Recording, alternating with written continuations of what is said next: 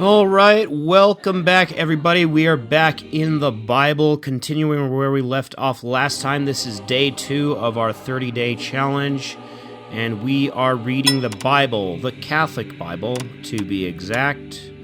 In fact, let's go and go to the loading page here. We are in chapter 26.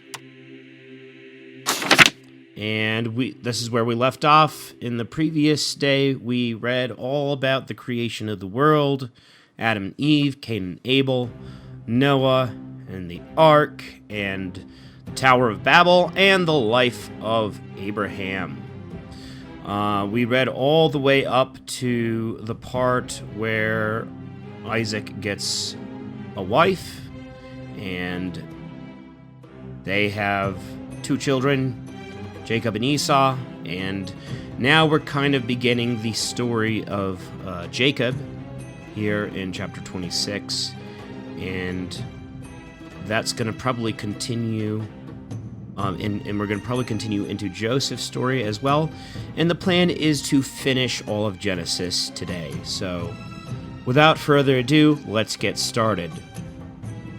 And when a famine came in the land after that barrenness which had happened in the days of Abraham, Isaac went to Abimelech, king of the Palestines, to Gerar. And the Lord appeared to him and said, "Go not down into Egypt, but stay in the land that I shall tell thee, and sojourn in it. And I will be with thee, and will bless thee. For to thee and to thy seed I will give all these countries, to fulfill the oath which I swore to Abraham thy father. And I will multiply thy seed like the stars of heaven, and I will give to thy posterity all these countries. And in thy seed shall all the nations of the earth be blessed, because Abraham obeyed my voice, and kept my precepts and commandments, and observed my ceremonies and laws." So Isaac abode in Gerar. And when he was asked by the men of that place concerning his wife, he answered, "She is my sister," for he was afraid to confess that she was his wife, thinking lest perhaps they would kill him because of her beauty. And when very many days were past, and he abode there, Abimelech, king of the Palestines, looked out through a window, saw him playing with Rebekah his wife, and calling for him, he said, "It is evident she is thy wife. Why didst thou feign her to be thy sister?" He answered, "I feared lest I should die for her sake." And Abimelech said, "Why hast thou deceived us? Some man of the people might have lain with thy wife, and thou hadst brought upon us a great sin." And he commanded all the people, saying, "He that shall touch this man's wife shall surely be put to death." And Isaac sowed in that land, and he found that same year 100-fold. And the Lord blessed him. And the man was enriched, and he went on prospering and increasing till he became exceeding great. And he had possessions of sheep and of herds, and a very great family. Wherefore the Palestines, envying him, stopped up at that time all the wells that the servants of his father Abraham had digged, filling them up with earth. Insomuch that Abimelech himself said to Isaac, "Depart from us, for thou art become much mightier than we." So he departed and came to the torrent of Gerar to dwell there. And he digged again other wells, which the servants of his father Abraham had digged, and which after his death the Palestines had of old stopped up, and he called them by the same names by which his father before had called them. And they digged in the torrent and found living water. But there also the herdsmen of Gerar strove against the herdsmen of Isaac, saying, "It is our water." Wherefore he called the name of the well on occasion of that which had happened, Calumny. And they digged also another, and for that they quarreled likewise, and he called the name of it Enmity. Going forward from thence, he digged another well, for which they contended not. Therefore he called the name thereof Latitude, saying, "Now hath the Lord given us room, and made us to increase upon the earth." And he went up from that place to Beersheba, where the Lord appeared to him that same night, saying, "I am the God of Abraham thy father. Do not fear, for I am with thee. I will bless thee and multiply thy seed for my servant Abraham's sake." And he built there an altar, and called upon the name of the Lord, and pitched his tent, and commanded his servants to dig a well. To which place when Abimelech and Ochazath, his friend, and Phicol, chief captain of his soldiers, came from Gerar, Isaac said to them, Why are ye come to me, a man whom you hate, and have thrust out from you? And they answered, We saw that the Lord is with thee, and therefore we said, Let there be an oath between us, and let us make a covenant, that thou do us no harm, as we on our part have touched nothing of thine, nor have done anything to hurt thee, but with peace have sent thee away, increased with the blessing of the Lord. And he made them a feast. And after they had eaten and drunk, arising in the morning, they swore one to another, and Isaac sent them away peaceably to their own home. And behold, the same day the servants of Isaac came, telling him of a well which they had digged, and saying, We have found water. Whereupon he called it Abundance. And the name of the city was called Beersheba, even to this day. And Esau, being 40 years old, married wives, Judith, the daughter of Beeri, and Beeri the Hittite, and Basemath, the daughter of Elon of the same place. And they both offended the mind of Isaac and Rebekah. Now Isaac was old, and his eyes were dim, and he could not see. And he called Esau his elder son, and said to him, My son! And he answered, Here I am. And his father said to him, Thou seest that I am old, and know not the day of my death. Take thy arms, thy quiver, and bow, and go abroad, and when thou hast taken something to thy hunting, make me savory meat thereof, as thou knowest I like, and bring it, that I may eat, and my soul may bless thee before I die. And when Rebekah had heard this, and he was gone into the field to fulfill his father's commandment, she said to her son Jacob, I heard thy father talking with Esau thy brother, and saying to him, Bring me of thy hunting, and make me meats that I may eat, and bless thee in the sight of the Lord, before I die. Now therefore, my son, follow my counsel, and go thy way to the flock. Bring me 2 kinds of the best, that I may make of them meat for thy father, such as he gladly eateth, which when thou hast brought in, and he hath eaten, he may bless thee before he die. And he answered her, Thou knowest that Esau my brother is a hairy man, and I am smooth. If my father shall feel me and perceive it, I fear lest he will think I would have mocked him, and I shall bring upon me a curse instead of a blessing. And his mother said to him, Upon me be this curse, my son. Only hear thou my voice, and go, fetch me the things which I have said. He went and brought and gave them to his mother. She dressed meats such as she knew his father liked, and she put on him very good garments of Esau, which she had at home with her. And the little skins of the kids she put about his hands, and covered the bare of his neck. And she gave him the savory meat, and delivered him bread that she had baked, which when he had carried in, he said, My father. But he answered, I hear. Who art thou, my son? And Jacob said, I am Esau thy firstborn. I have done as thou didst command me. Arise, sit, and eat of my venison, that thy soul may bless me. And Isaac said to his son, How couldst thou find it so quickly, my son? He answered, It was the will of God, that what I sought came quickly in my way. And Isaac said, Come hither, that I may feel thee, my son, and may prove whether thou be my son Esau or not. He came near to his father, and when he had felt him, Isaac said, The voice indeed is the voice of Jacob, but the hands are the hands of Esau. And he knew him not, because his hairy hands made him like to the elder. Then, blessing him, he said, Art thou my son Esau? He answered, I am. Then he said, Bring me the meats of thy hunting, my son, that my soul may bless thee. And when they were brought, and he had eaten, he offered him wine also, which after he had drunk, he said to him, Come near me, and give me a kiss, my son. He came near and kissed him, and immediately as he smelled the fragrant smell of his garments, blessing him, he said, Behold, the smell of my son is as the smell of the plentiful field, which the Lord hath blessed. God give thee the dew of heaven, and of the fatness of the earth, abundance of corn and wine, and let people serve thee, and tribes worship thee. Be thou Lord of thy brethren, and let thy mother's children bow down before thee. Cursed be he that curseth thee, and let him that blesseth thee be filled with blessings.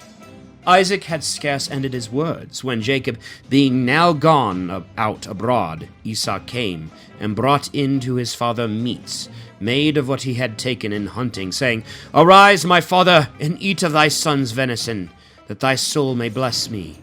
And Isaac said to him, Why? Who art thou?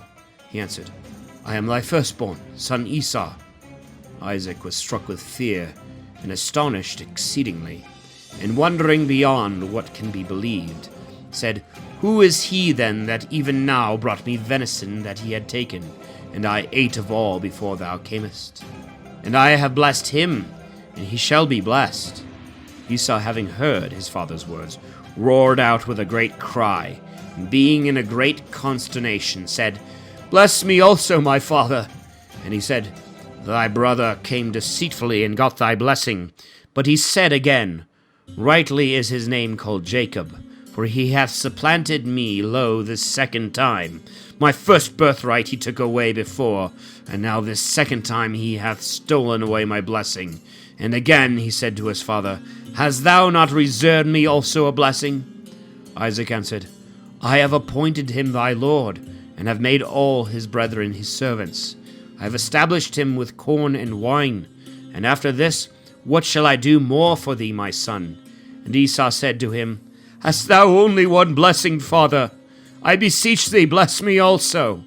And when he wept with a loud cry, Isaac, being moved, said to him, In the fat of the earth, and in the dew of heaven from above, shall thy blessing be. Thou shalt live by the sword, and shalt serve thy brother. And the time shall come when thou shalt shake off and loose his yoke from thy neck. Esau therefore always hated Jacob for the blessing wherewith his father had blessed him. And he said in his heart, The days will come of the mourning of my father, and I will kill my brother Jacob. These things were told to Rebekah. And she sent and called Jacob her son, and said to him, Behold, Esau thy brother threateneth to kill thee. Now therefore, my son, hear my voice. Arise and flee to Laban my brother to Haran, and thou shalt dwell with him a few days, till the wrath of thy brother be assuaged, and his indignation cease, and he forget the things thou hast done to him. Afterwards I will send and bring thee from thence hither. Why shall I be deprived of both my sons in one day? And Rebekah said to Isaac, I am weary of my life because of the daughters of Heth. If Jacob take a wife of the stock of this land, I choose not to live. And Isaac called Jacob and blessed him, and charged him, saying, Take not a wife of the stock of Canaan, but go and take a journey to Mesopotamia of Syria, to the house of Bethuel, thy mother's father, and take thee a wife thence of the daughters of Laban thy uncle. And God Almighty bless thee, and make thee to increase and multiply thee, that thou mayest be a multitude of people. And give the blessings of Abraham to thee, and to thy seed after thee, that thou mayest possess the land of thy sojournment, which he promised to thy grandfather. And when Isaac had sent him away, he took his journey, and went to Mesopotamia of Syria to Laban, the son of Bethuel, the Syrian, brother to Rebekah his mother. And Esau, seeing that his father had blessed Jacob, and had sent him into Mesopotamia of Syria to marry a wife thence, and that after the blessing he had charged him, saying, Thou shalt not take a wife of the daughters of Canaan.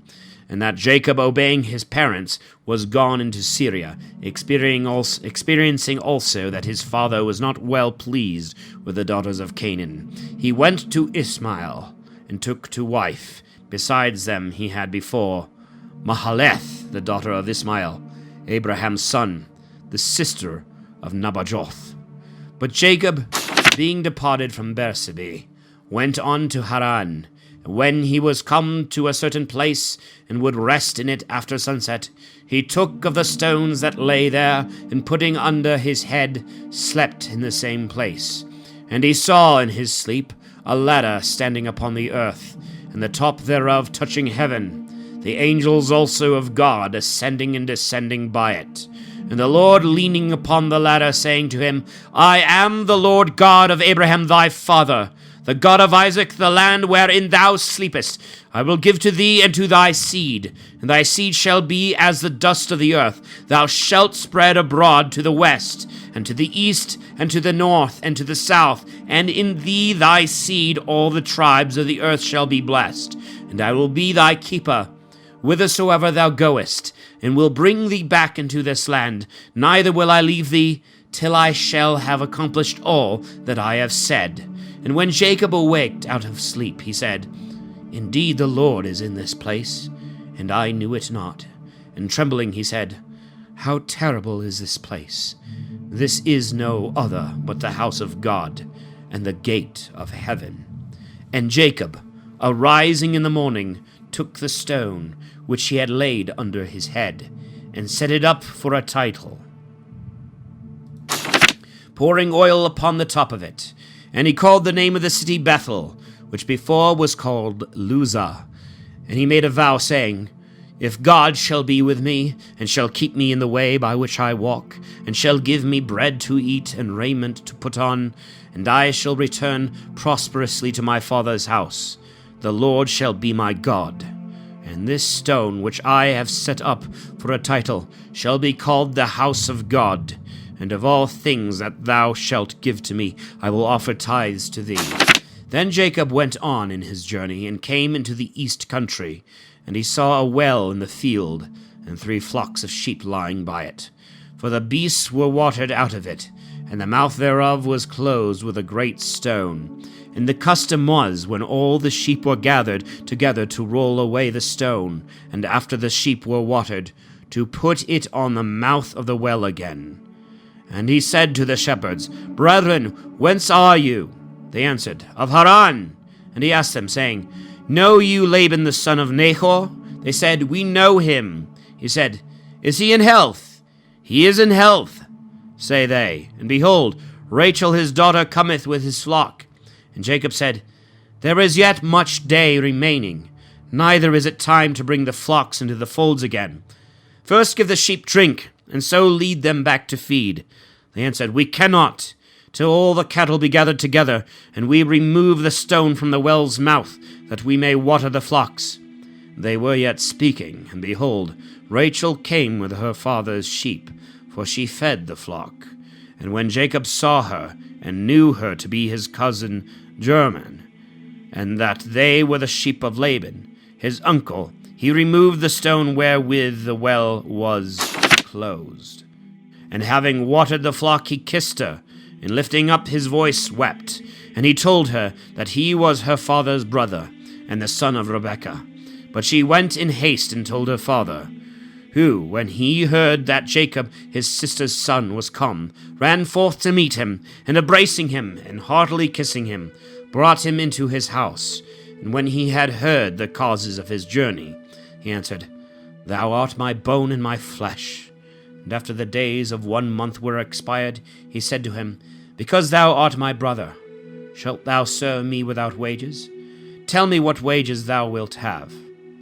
Now he had 2 daughters. The name of the elder was Leah. The younger was called Rachel. But Leah was blear-eyed. Rachel was well-favored, and of a beautiful countenance. And Jacob, being in love with her, said, I will serve thee 7 years for Rachel, thy younger daughter. Laban answered, It is better that I give her to thee than to another man. Stay with me. So Jacob served 7 years for Rachel, and they seemed but a few days because of the greatness of his love. And he said to Laban, Give me my wife, for now the time is fulfilled, that I may go in unto her. And he, having invited a great number of his friends to the feast, made the marriage. And at night he brought in Leah his daughter to him, giving his daughter a handmaid named Zelpha. Now when Jacob had gone into her according to custom, when morning was come, he saw it was Leah. And he said to his father-in-law, What is it that thou didst mean to do? Did not I serve thee for Rachel? Why hast thou deceived me? Laban answered, It is not the custom in this place to give the younger in marriage first. Make up the week of days of this match, and I will give thee her also. for the service that thou shalt render me other 7 years.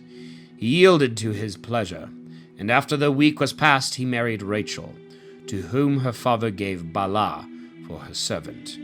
And having at length obtained the marriage he wished for, he preferred the love of the latter before the former, and served with him other 7 years. And the Lord, seeing that he despised Leah, opened her womb, but her sister remained barren. And she conceived and bore a son, and called his name Reuben, saying, The Lord saw my affliction, now my husband will love me. And again she conceived and bore a son, and said, Because the Lord heard that I was despised, he hath given this also to me. And she called his name Simeon. And she conceived the 3rd time, and bore another son, and said, Now also my husband will be joined to me, because I have borne him 3 sons. And therefore she called his name Levi. The 4th time she conceived and bore a son, and said, Now will I praise the Lord. And for this she called him Judah, and she left bearing. And Rachel, seeing herself without children, envied her sister, and said to her husband, Give me children, otherwise I shall die. And Jacob, being angry with her, answered, Am I as God, who hath deprived thee of the fruit of thy womb? But she said, I have here my servant Bala. Go in unto her, that she may bear upon my knees, and I may have children by her. And she gave him Bala in marriage, who, when her husband had gone in unto her, conceived and bore a son.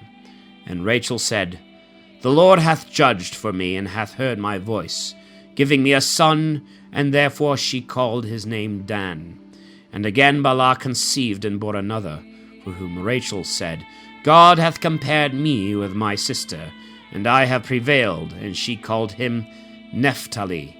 Leah, perceiving that she had left off bearing, gave Zilpah her handmaid to her husband, and when she had conceived and brought forth a son, she said, Happily, and therefore called his name Gad.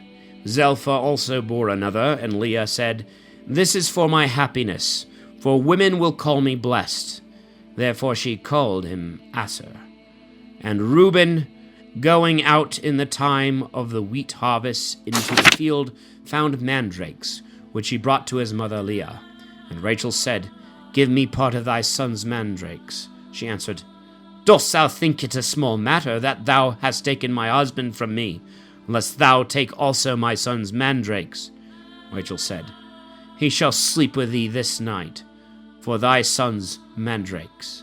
And when Jacob returned at even from the field, Leah went out to meet him, and said, Thou shalt come in unto me, because I have hired thee for my son's mandrakes. And he slept with her that night.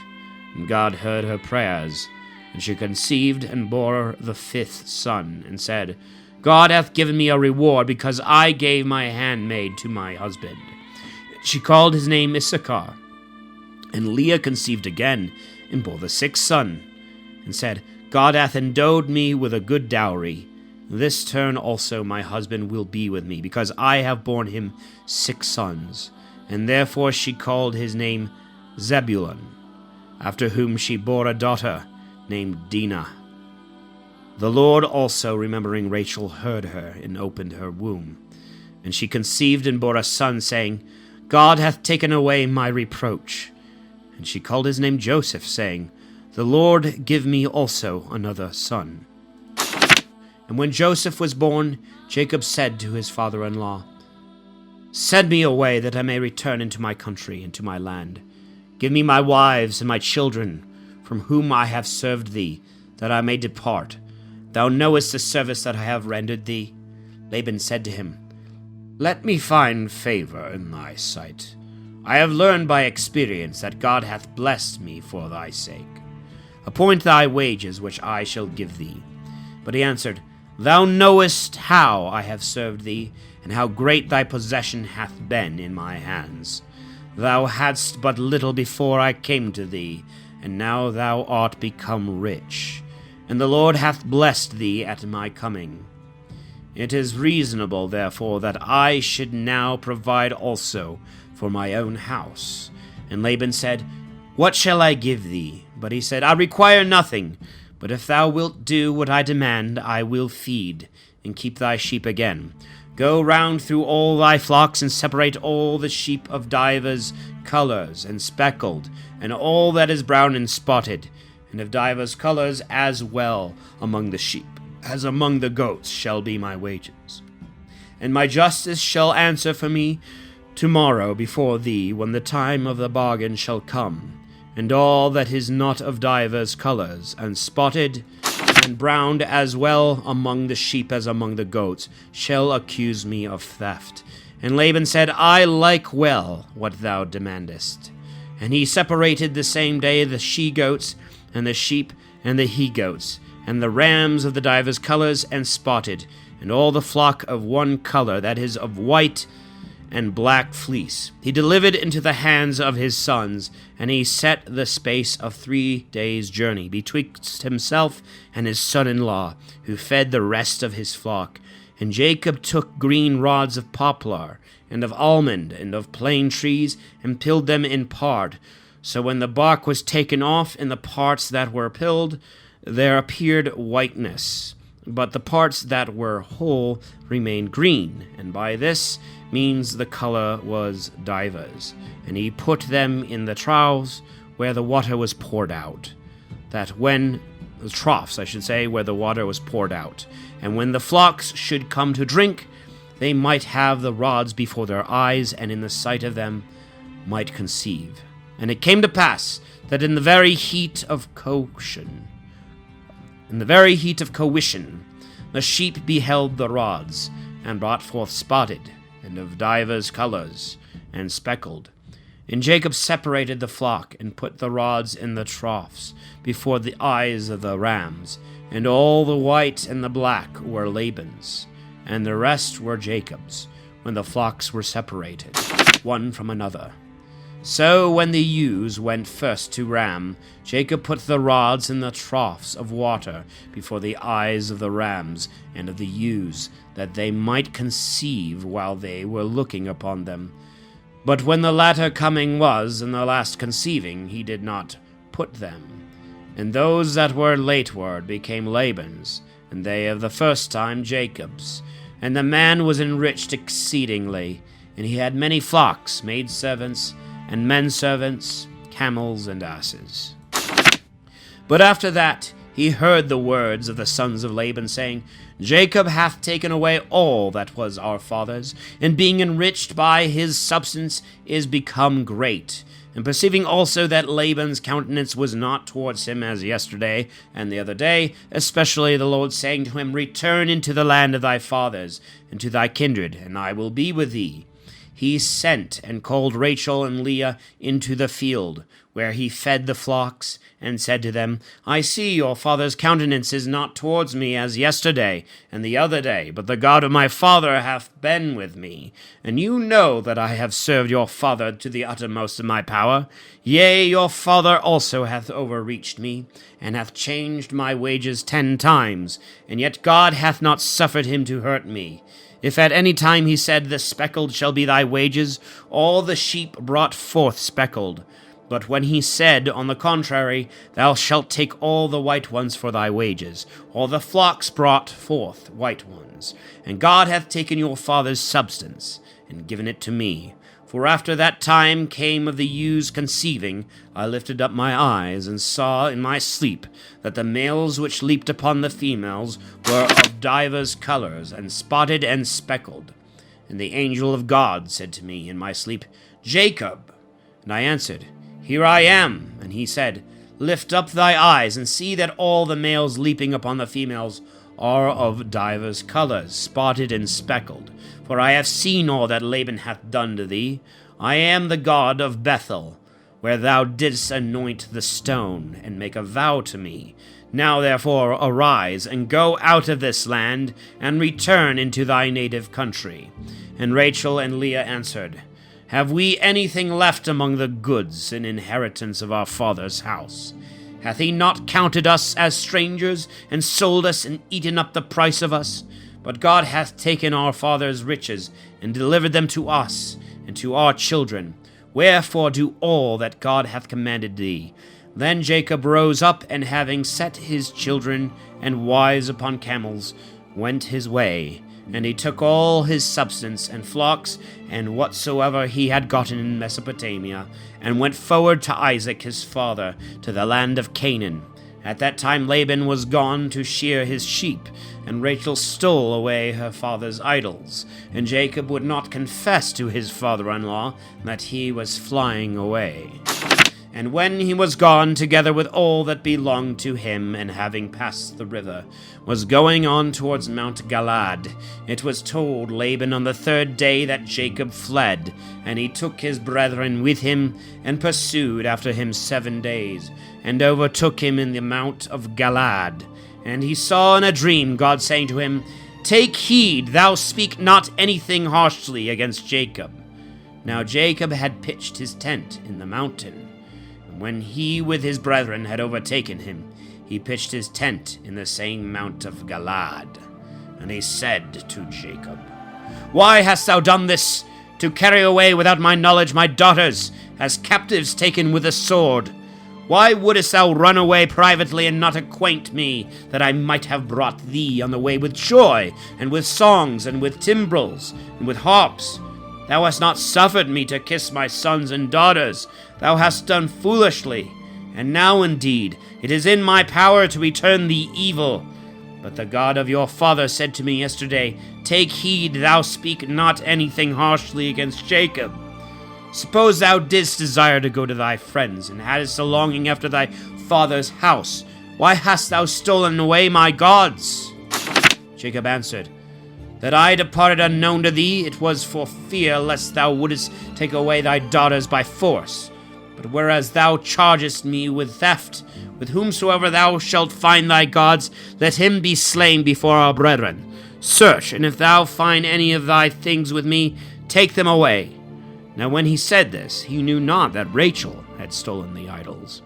So Laban went into the tent of Jacob, and of Leah, and of both the handmaids, and found them not. And when he was entered into Rachel's tent, she in haste hid the idols under the camel's furniture, and sat upon them.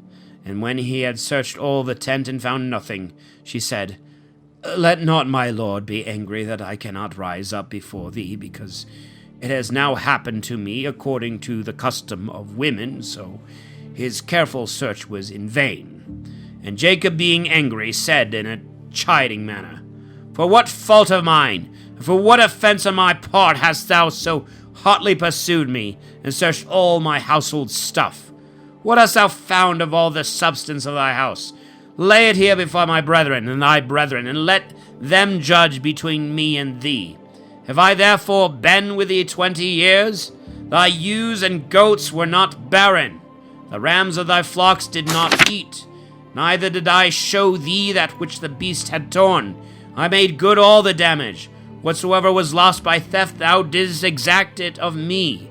Day and night was I parched with heat, and with frost, and sleep departed from my eyes. And in this manner have I served thee in thy house 20 years, 14 for thy daughters, and 6 for thy flocks. Thou hast changed also my wages 10 times. Unless the God of my father Abraham and the fear of Isaac had stood by me, peradventure now thou hast sent me away naked. God beheld my affliction and the labor of my hands, and rebuked thee yesterday. Laban answered him, The daughters are mine, and the children, and thy flocks, and all things that thou seest are mine. What can I do to my children and grandchildren? Come therefore, let us enter into a league, that it may be for a testimony between me and thee. And Jacob took a stone, and set it up for a title. And he said to his brethren, Bring hither stones. And they, gathering stones together, made a heap, and they ate upon it. And Laban called it the witness heap, and Jacob the hillock of testimony, each of them according to the propriety of his language. And Laban said, This heap shall be a witness between me and thee this day. And therefore the name thereof was called Galaad, that is, the witness heap. The Lord behold and judge between us when we shall be gone one from the other. If thou afflict my daughters, and if thou bring in other wives over them, none is witness of our speech but God, who is present and beholdeth. And he said again to Jacob, Behold this heap, and the stone which I have set up between me and thee shall be a witness. This heap, I say, and the stone be they for a testimony. If either I shall pass beyond it, going towards thee, or thou shalt pass beyond it, thinking harm to me, the God of Abraham, the God of Nahor, the God of their father, judge between us. And Jacob swore by the fear of his father Isaac.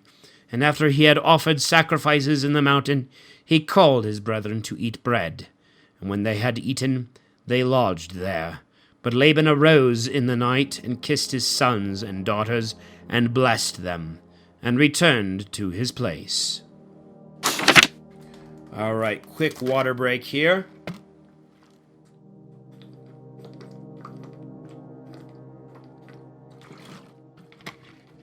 All right, chapter 32. Jacob also went on the journey he had begun, and the angels of God met him. And when he saw them, he said, These are the camps of God. And he called the name of that place Mahanaim, that is, camps. And he sent messengers before him to Esau his brother, to the land of Seir, to the country of Edom. And he commanded them, saying, Thus shall ye speak to my lord Esau. Thus saith thy brother Jacob, I have sojourned with Laban, and have been with him until this day. I have oxen, and asses, and sheep, and men servants, and women servants. And now I send a message to my lord, that I may find favor in thy sight. And the messengers returned to Jacob, saying, We came to Esau thy brother, and behold, he cometh with speed to meet thee with 400 men. Then Jacob was greatly afraid, and in his fear divided the people that was with him, and the flocks and the sheep, and the oxen and the camels, into 2 companies, saying, If Esau come to one company and destroy it, the other company that is left shall escape. And Jacob said, O God of my father Abraham, and God of my father Isaac, O Lord, who saidest to me, Return to thy land and to the place of thy birth, and I will do well for thee. I am not worthy of the least of all thy mercies, and if thy truth which thou hast fulfilled to thy servant, with my staff I passed over this Jordan, and now I return with 2 companies. Deliver me from the hand of my brother Esau, for I am greatly afraid of him, lest perhaps he come and kill the mother with the children. Thou didst say that thou wouldest do well by me, and multiply my seed like the sand of the sea, which cannot be numbered for multitude. And when he had slept there that night, he set apart of the things which he had presents for his brother Esau, 200 she-goats, 20 he-goats, 200 ewes, and 20 rams, 30 milk camels with their colts, 40 kine, and 20 bulls, 20 she-asses, and 10 of their fowls. And he sent them by the hands of his servants. Every drove by itself, and he said to his servants, Go before me, and let there be a space between drove and drove. And he commanded the first, saying, If thou meet my brother Esau, and he ask thee, Whose art thou, or whither goest thou, or whose are these before thee, thou shalt answer, Thy servant Jacob's. He hath sent them as a present to my lord Esau, and he cometh after us. In like manner he commanded the second and the third, and all that followed the drove, saying, Speak ye the same words to Esau when ye find him. And ye shall add, Thy servant Jacob himself also followeth after us. For he said, I will appease him with the presents that go before, and afterwards I will see him. Perhaps he will be gracious to me. So the servants went before him, but himself lodged that night in the camp. Rising early, he took his 2 wives and his 2 handmaids, with his 11 sons, and passed over the ford of Jabbok. And when all things were brought over that belonged to him, he remained alone, And behold, a man wrestled with him till morning. And when he saw that he could not overcome him, he touched the sinew of his thigh, and forthwith it shrank. And he said to him, Let me go, for it is break of day. He answered, I will not let thee go, except thou bless me. And he said, What is thy name? He answered, Jacob. But he said, Thy name shall not be called Jacob, but Israel. For if thou hast been strong against God, how much more shalt thou prevail against men? Jacob asked him, Tell me, by what name art thou called? He answered, Why dost thou ask my name? And he blessed him in the same place. And Jacob called the name of the place Phanuel, saying, I have seen God face to face, and my soul has been saved.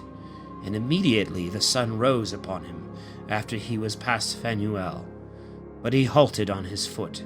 Therefore the children of Israel unto this day eat not the sinew that shrank in Jacob's thigh, because he touched the sinew of his thigh, and it shrank. And Jacob, lifting up his eyes, saw Esau coming, and with him 400 men, and he divided the children of Leah and of Rachel and of the 2 handmaids, and he put both the handmaids and the children foremost, and Leah and her children in the second place, and Rachel and Joseph last. And he went forward and bowed down with his face to the ground 7 times until his brother came near. Then Esau ran to meet his brother, and embraced him, and clasping him fast about the neck, and kissing him, wept. And lifting up his eyes, he saw the women and their children, and said, What mean these? And do they belong to thee? He answered, They are the children which God hath given to me thy servant. Then the handmaids and their children came near, and bowed themselves. Leah also with her children came near, and bowed down in like manner. And last of all Joseph and Rachel bowed down. And Esau said, What are the droves that I met? He answered, That I might find favor before my lord. But he said, I have plenty, my brother. Keep what is thine for thyself. Jacob said, Do not so, I beseech thee, but I have found favor in thy eyes. Receive a little present at my hands, for I have seen thy face, as if I should have seen the countenance of God. Be gracious to me, and take the blessing which I have brought thee, and which God hath given me, who giveth all things. He took it with much ado at his brother's earnest pressing him, and said, Let us go on together, and I will accompany thee in thy journey. And Jacob said, My lord, thou knowest that I have with me tender children, and sheep, and kine with young, which if I should cause to be overdriven, in one day all the flocks will die. May it please my lord to go before his servant, and I will follow softly after him, as I shall see my children to be able, until I come to my lord in Seir. Esau answered, I beseech thee, that some of the people at least who are with me may stay to accompany thee in the way. And he said, There is no necessity. I want nothing else but only to find favor, my lord, in thy sight. So Esau returned that day, the way that he came, to Seir. And Jacob came to Succoth, where having built a house and pitched tents, he called the name of the place Succoth, that is, tents. And he passed over to Salem, a city of the Sychemites, which is in the land of Canaan, after he returned from Mesopotamia of Syria, and he dwelt by the town, and he bought that part of the field in which he pitched his tents of the children of Hamor, the father of Shechem, for 100 lambs. And raising an altar there, he invoked upon it the most mighty God of Israel. And Dinah, the daughter of Leah, went out to see the women of that country. And when Shechem, the son of Hamor the Hivite, the prince of that land, saw her, he was in love with her, and took her away, and lay with her, ravishing the virgin. And his soul was fast knit unto her. And whereas she was sad, he comforted her with sweet words. And going to Hamor his father, he said, Get me this damsel to wife." But when Jacob had heard this, his sons being absent, and employed in feeding the cattle, he held his peace till they came back. And when Hamor the father of Shechem was come out to speak to Jacob, behold, his sons came from the field, and hearing what had passed, they were exceedingly angry, because he had done a foul thing in Israel, and committed an unlawful act in ravishing Jacob's daughter. And Hamor spoke to them, "The soul of my son Shechem has a longing for your daughter. Give her him to wife, and let us contract marriages one with another. Give us your daughters, and take you our daughters, and dwell with us. The land is at your command, till trade and possess it." Shechem also said to her father and to her brethren, "Let me find favor in your sight, and whatsoever you shall appoint, I will give. Raise the dowry, and ask gifts, and I will gladly give what you shall demand. Only give me this damsel to wife." The sons of Jacob answered Shechem and his father deceitfully, being enraged at the deflowering of their sister. "We cannot do what you demand, nor give our sister to one that is uncircumcised, which with us is unlawful and abominable. But in this we may be allied with you, if you will be like us, and all the male sex among you be circumcised. Then will we mutually give and take your daughters, and ours, and we will dwell with you, and will be one people. But if you will not be circumcised, we will take our daughter and depart." Their offer pleased Hamor, Shechem his son. And the young man made no delay, but forthwith fulfilled what was required, for he loved the damsel exceedingly, and he was the greatest man in all his father's house. And going into the gate of the city, they spoke to the people, "These men are peaceable and willing to dwell with us. Let them trade in the land and till it, which being large and wide, wanteth men to till it. We shall take their daughters for wives, and we will give them ours. One thing there is for which so great a good is deferred. We must circumcise every male among us, following the manner of the nation. And their substance, and cattle, and all that they possess, shall be ours. Only in this let us condescend, and by dwelling together we shall make one people." And they all agreed, and circumcised all the males. And behold, the third day, when the pain of the wound was greatest, 2 of the sons of Jacob, Simeon and Levi, the brothers of Dinah, taking their swords, entered boldly into the city, and slew all the men. And they killed also Hamor and Shechem, and took away their sister Dinah out of Shechem's house. And when they were gone out, the other sons of Jacob came upon the slain, and plundered the city in revenge of the rape. And they took their sheep, and their herds, and their asses, wasting all they had in their houses and in the fields. And their children and wives they took captive. And when they had boldly perpetrated these things, Jacob said to Simeon and Levi, "You have troubled me, and made me hateful to the Canaanites and Perizzites, the inhabitants of this land. We are few. They will gather themselves together and kill me, and both I and my house shall be destroyed." They answered, "Should they abuse our sister as a strumpet?" In the meantime, God said to Jacob, "Arise, and go up to Bethel, and dwell there, and make there an altar to God, who appeared to thee when thou didst flee from Esau thy brother."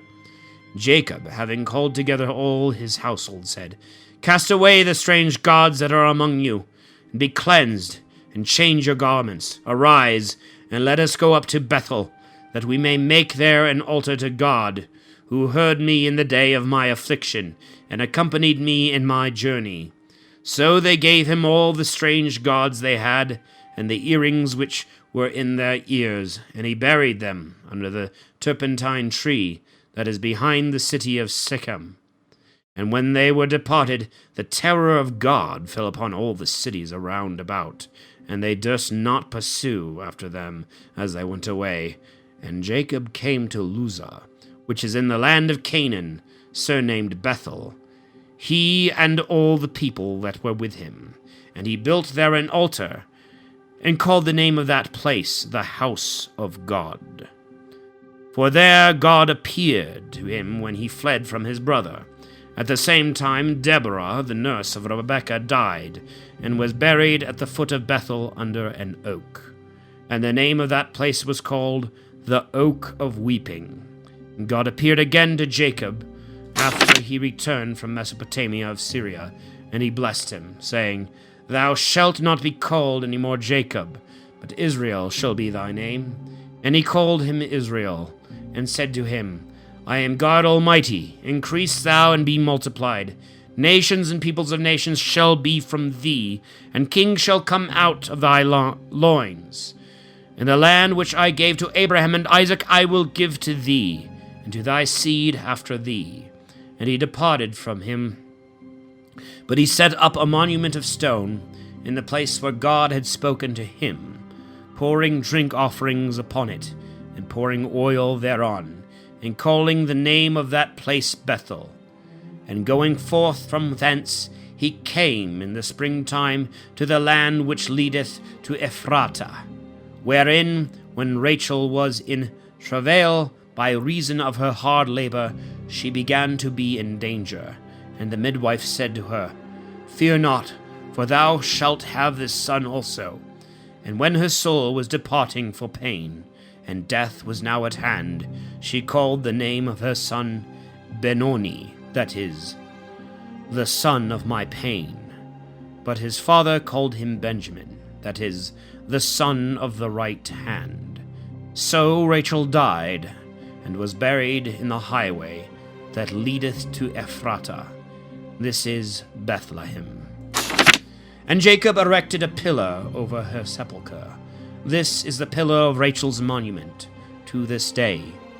Departing thence, he pitched his tent beyond the flock tower.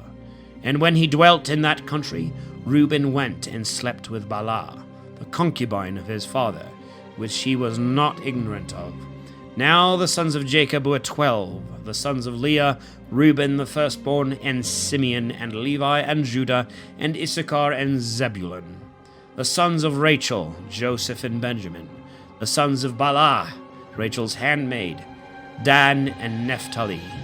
The sons of Zelphah, Leah's handmaid, Gad and Asher. These are the sons of Jacob that were born to him in Mesopotamia of Syria. And he came to Isaac his father in Mamre, the city of Abi. This is Hebron, wherein Abraham and Isaac sojourned. And the days of Isaac were 180 years. And being spent with age, he died, and was gathered to his people, being old and full of days. And his sons Esau and Jacob buried him. And these are the generations of Esau, the same as Edom. Esau took wives of the daughters of Canaan, Adah, the daughter of Elon the Hittite, and Ulibama, the daughter of Anna, the daughter of Sebeon the Hivite, and Basemath, the daughter of Ismael, sister of Nabajoth. And Adah bore Eliphaz, Basemath bore Rahuel, Ulibama bore Jehus and Ehelon and Kor. These are the sons of Esau that were born to him in the land of Canaan. And Esau took his wives and his sons and daughters, and every soul of his house, and his substance and cattle, and all that he was able to acquire in the land of Canaan, and went into another country, and departed from his brother Jacob. For they were exceeding rich, and could not dwell together. Neither was the land in which they sojourned able to bear them, for the multitude of their flocks. And Esau dwelt in Mount Seir. He is Edom, and these are the generations of Esau, the father of Edom, in Mount Seir. And these the names of his sons: Eliphaz the son of Adah, the wife of Esau, and Rahuel the son of Basemath, his wife. And Eliphaz had sons: Theman, Omar, Sephor, and Gatham, and Kenez. And Thamna was the concubine of Eliphaz, the son of Esau, and she bore him Amalek. These are the sons of Adah, the wife of Esau, and the sons of Rahuel were Nahath and Zara, Sama and Mezah. These were the sons of Basemath, the wife of Esau, and these were the sons of Ulibama, the daughter of Anna, the daughter of Sebaon, the wife of Esau, whom she bore to him Jehus and Ihlon and Korah. These were dukes of the sons of Esau, the sons of Eliphaz, the firstborn of Esau, Duke Theman, Duke Omar, Duke Sepho, Duke Kenez, Duke Korah, Duke Gotham, Duke Amalek. These are the sons of Eliphaz in the land of Edom, and these the sons of Adah. And these were the sons of Rahuel, the son of Esau, Duke Nahath, Duke Zara, Duke Sama, Duke Mezah. And these are the dukes of Rahuel in the land of Edom, these the sons of Basemath, the wife of Esau. And these the sons of Ulibama, the wife of Esau, Duke Jehus, Duke Ihelon, Duke Korah. These are the dukes of Ulibama, the daughter of Anna, the wife of Esau. These are the sons of Esau, and these the dukes of them. The same is Edom. These are the sons of Seir the Horite, the inhabitants of the land, Lotan, and Subal, and Sebaon, and Anna, and Dison, and Eser, and Disan. These are dukes of the Horites, the sons of Seir, in the land of Edom. And Lotan had sons, Hori and Heman, and the sister of Lotan was Thamna. And these the sons of Sobal, Alvan and Manahat, and Ebal, and Sepho, and Oman. These the sons of Sebaon, Aiah and Anna. This is Anna that found the hot waters in the wilderness, when he fed the asses of Sebaon his father. And he had a son, Dison, and a daughter, Ulibama. And these were the sons of Dison, Hamdan, and Eseban, and Jethram, and Karan. These also were the sons of Eser, Balan, and Zavan, and Akan. And Dison had sons, Hus and Aram. These were dukes of the Horites, Duke Lotan, Duke Sobal, Duke Sebaon, Duke Anna, Duke Dison, Duke Eser, Duke Disan. These were dukes of the Horites that ruled in the land of Seir, and the kings that ruled in the land of Edom. Before the children of Israel had a king were these: Bela the son of Beor, the name of his city Denabah. And Bela died, and Jobab the son of Zara of Bosra reigned in his stead. And when Jobab was dead, Husam of the land of the Temanites reigned in his stead. And after his death, Adad the son of Bedad reigned in his stead, who defeated the Madianites in the country of Moab. And the name of his city was Avith. And when Adad was dead, there reigned in his stead Semla of Masrekah. And he being dead, Saul of the river Rehoboth reigned in his stead. And when he also was dead, Balanan the son of Achbor succeeded to the kingdom. This man also being dead, Adad reigned in his place, and the name of his city was Foul, and his wife was called Metabel, the daughter of Matred, and daughter of Mezab. And these are the names of the dukes of Esau in their kindreds, and places, and callings: Duke Themna, Duke Alva, Duke Jetheth, Duke Ulibama, Duke Elah, Duke Phenon, Duke Kenez, Duke Theman, Duke Mabzar, Duke Magdael, Duke Hiram. These are the dukes of Edom, dwelling in the land of their government. The same is Esau, the father of the Edomites. And Jacob dwelt in the land of Canaan, wherein his fathers sojourned. And these are his generations. Joseph, when he was 16 years old, was feeding the flock with his brethren, being but a boy. And he was with the sons of Bala and of Zelpha, his father's wives. And he accused his brethren to his father of a most wicked crime. Now Israel loved Joseph above all his sons, because he had him in his old age, and he made him a coat of divers colors. And his brethren, seeing that he was loved by his father more than all his sons, hated him, and could not speak peaceably to him. Now it fell out also that he told his brethren a dream that he had dreamed, which occasioned them to hate him the more. And he said to them, Hear my dream which I dreamed. I thought we were binding sheaves in the field, and my sheaf arose, as it were, and stood, and your sheaves standing about bowed down before my sheaf. His brethren answered, Shalt thou be our king, or shall we be subject to thy dominion? Therefore this matter of his dreams and words ministered nourishment to their envy and hatred. He dreamed also another dream, which he told his brethren, saying, I saw in a dream as it were the sun, and the moon and 11 stars worshipping me. 11 stars worshipping me. And when he had told this to his father and brethren, his father rebuked him and said, What meaneth this dream that thou hast dreamed? Shall I and thy mother and thy brethren worship thee upon the earth? His brethren therefore envied him, but his father considered the thing with himself. And when his brethren abode in Shechem feeding their father's flocks, Israel said to him, Thy brethren feed the sheep in Shechem. Come, I will send thee to them. And when he answered, I am ready, he said to him, Go, and see if all things be well with thy brethren, and the cattle, and bring me word again what is doing. So being sent from the vale of Hebron, he came to Shechem, and a man found him there wandering in the field, and asked what he sought. But he answered, I seek my brethren. Tell me where they feed the flocks. And the man said to him, They are departed from this place, for I heard them say, Let us go to Dothan.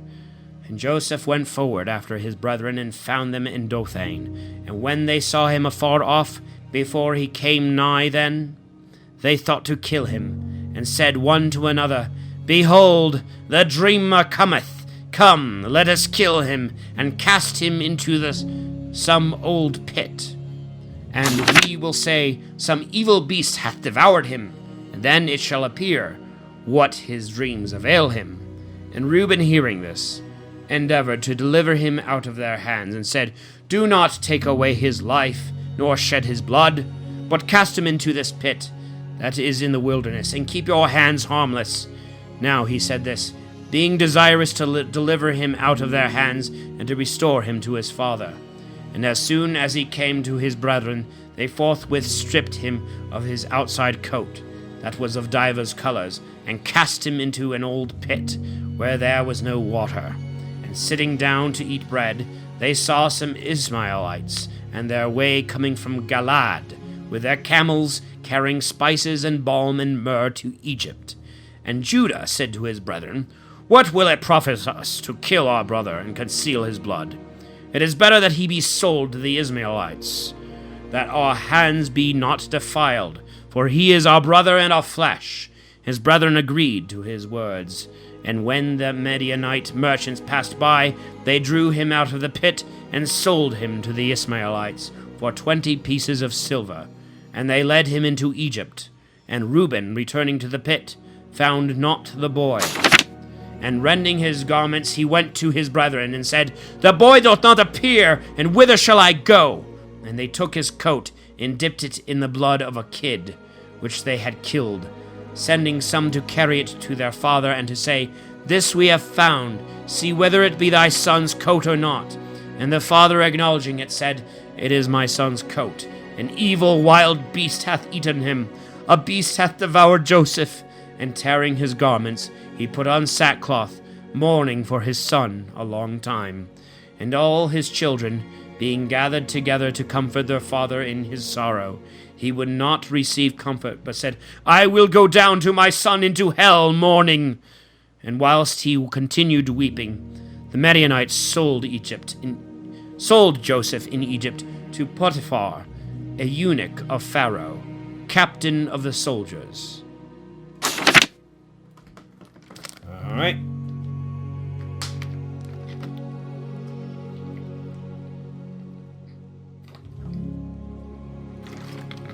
Another water break here. We're doing well. At the time Judah went down from his brethren, and turned into a certain Odolamite named Hiras, and he saw there the daughter of a man of Canaan called Sue. And taking her to wife, he went in unto her, and she conceived and bore a son, and called his name Her. And conceiving again, she bore a son, and called him Onan. She bore also a third, whom she called Selah, after whose birth she ceased to bear any more. And Judah took a wife for her, his firstborn, whose name was Tamar. And her, the firstborn of Judah, was wicked in the sight of the Lord, and was slain by him. Judah therefore said to Onan his son, Go into thy brother's wife, and marry her, that thou mayest raise seed to thy brother. He, knowing that the children should not be his, when he went into his brother's wife, spilled his seed upon the ground, lest children should be born in his brother's name. And therefore the Lord slew him, because he did a detestable thing. Wherefore Judah said to Tamar, his daughter-in-law, Remain a widow in thy father's house, till Selah my son grow up. For he was afraid lest he also might die, as his brethren did. She went her way, and dwelt in her father's house. And after many days were past, the daughter of Sua, the wife of Judah, died. And when he had taken comfort after his mourning, he went up to Tamnas, to the shearers of his sheep, he and Hiras, and Oladamite, the shepherd of his flock. And it was told Tamar that her father-in-law was come up to Tamnas to shear his sheep. And she put off the garments of her widowhood, and took a veil, and changing her dress, sat in the crossway that leadeth to Tamnas, because Selah was grown up, and she had not been married to him. When Judah saw her, he thought she was a harlot, for she had covered her face, lest she should be known. And going to her, he said, Suffer me to lie with thee, for he knew her not to be his daughter-in-law. And she answered, What wilt thou give me to enjoy my company? He said, I will send thee a kid out of the flock. And when she said again, I will suffer what thou wilt, if thou give a pledge, till thou send what thou promisest, Judah said, What wilt thou have for a pledge? She answered, Thy ring and bracelet, and the staff which thou holdest in thy hand. The woman therefore at one copulation conceived, and she arose and went her way, and putting off the apparel which she had taken, put on the garments of her widowhood. And Judah sent a kid by his shepherd, the Odolamite, that he might receive the pledge again, which she had given to the woman. But he, not finding her, asked the men of that place, Where is the woman that sat in the crossway? And when they all made answer, There was no harlot in this place, he returned to Judah and said to him, I have not found her. Moreover, the men of that place said to me that there never sat a harlot there. Judah said, Let her take it to herself. Surely she cannot charge us with a lie. I sent the kid which I promised, and thou didst not find her. And behold, after 3 months they told Judah, saying, Tamar, thy daughter-in-law, hath played the harlot, and she appeareth to have a big belly. And Judah said, Bring her out, that she may be burnt. But when she was led to execution, she sent to her father-in-law, saying, By the man to whom these tidings belong, I am with child. See whose ring and bracelet and staff this is. But he, acknowledging the gift, said, She is juster than I, because I did not give her to Selah my son. However, he knew her no more. And when she was ready to be brought to bed, there appeared twins in her womb, and in the very delivery of the infants, one put forth a hand, whereon the midwife tied a scarlet thread, saying, This shall come forth the first. But he, drawing back his hand, the other came forth, and the woman said, Why is the partition divided for thee? And therefore called his name Phares. Afterwards his brother came out, on whose hand was the scarlet thread, and she called him Zara. And Joseph was brought into Egypt, and Potiphar, an eunuch of Pharaoh, chief captain of the army, an Egyptian, bought him of the Israelites, by whom he was brought. And the Lord was with him, and he was a prosperous man in all things, and he dwelt in his master's house, and who knew very well that the Lord was with him, and made all that he did to prosper in his hand. And Joseph found favor in the sight of his master, and ministered to him. And being set over all by him, he governed the house committed to him, and all things that were delivered to him. And the Lord blessed the house of the Egyptian for Joseph's sake, and multiplied all his substance, both at home and in the fields. Neither knew he any other thing but the bread which he ate. And Joseph was of a beautiful countenance, comely to behold.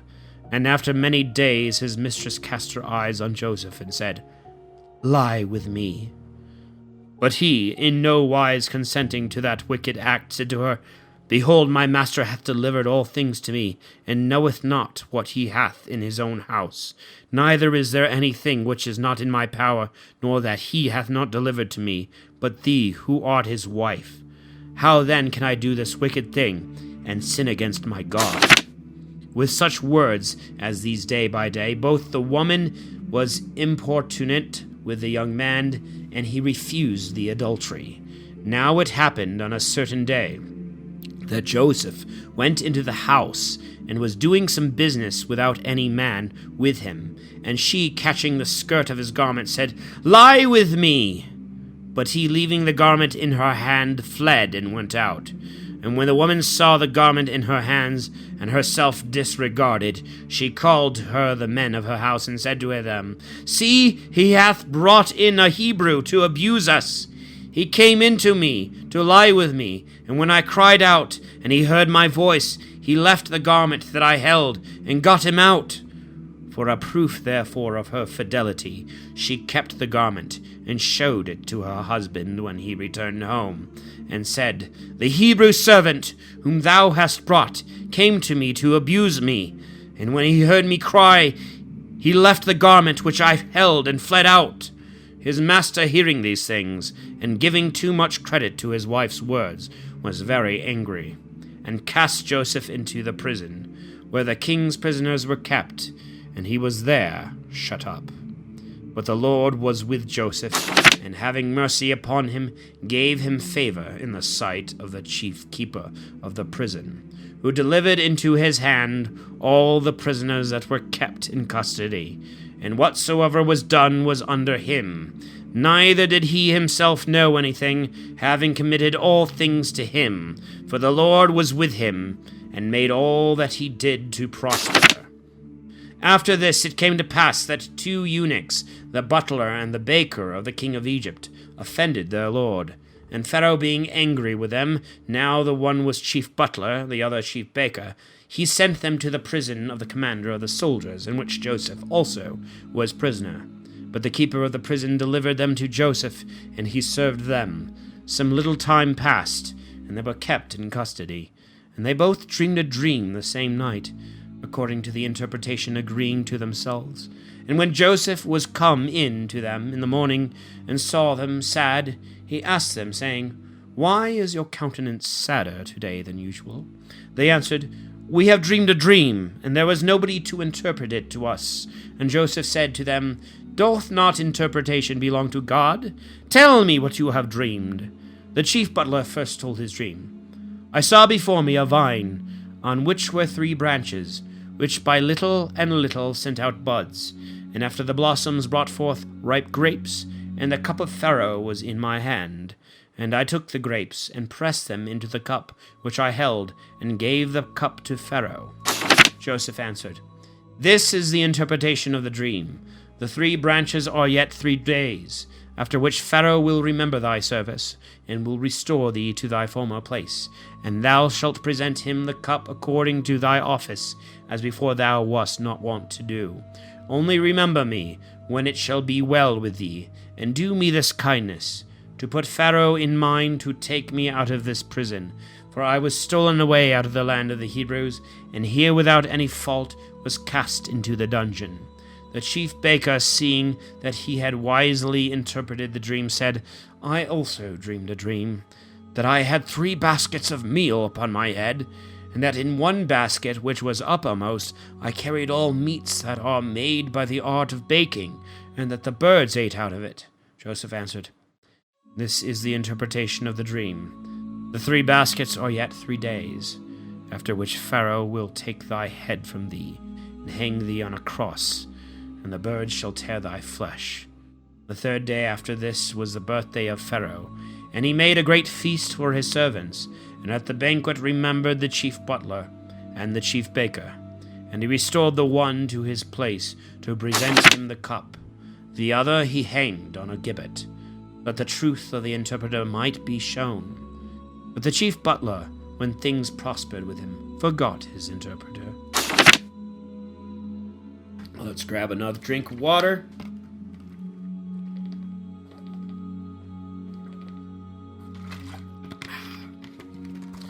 See how we're doing with time. All right, we're getting there. After 2 years, Pharaoh had a dream. He thought he stood by the river, out of which came up 7 kine, very beautiful and fat, and they fed in marshy places.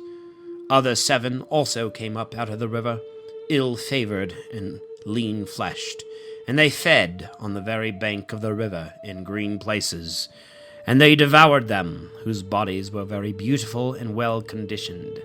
So Pharaoh awoke. He slept again, and dreamed another dream. 7 ears of corn came up upon one stalk, full and fair. Then 7 other ears sprung up, thin and blasted, and devoured all the beauty of the former.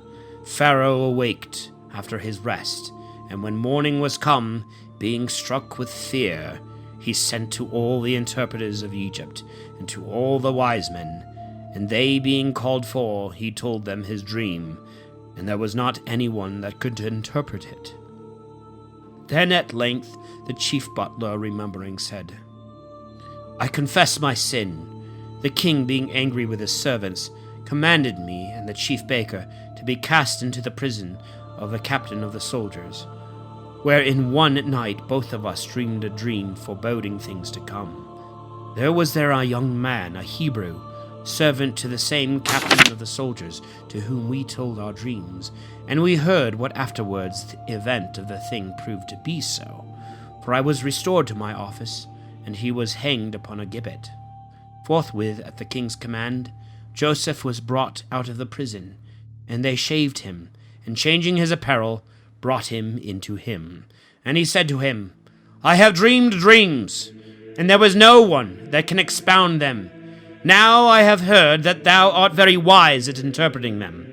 Joseph answered, Without me, God shall give Pharaoh a prosperous answer. So Pharaoh told what he had dreamed.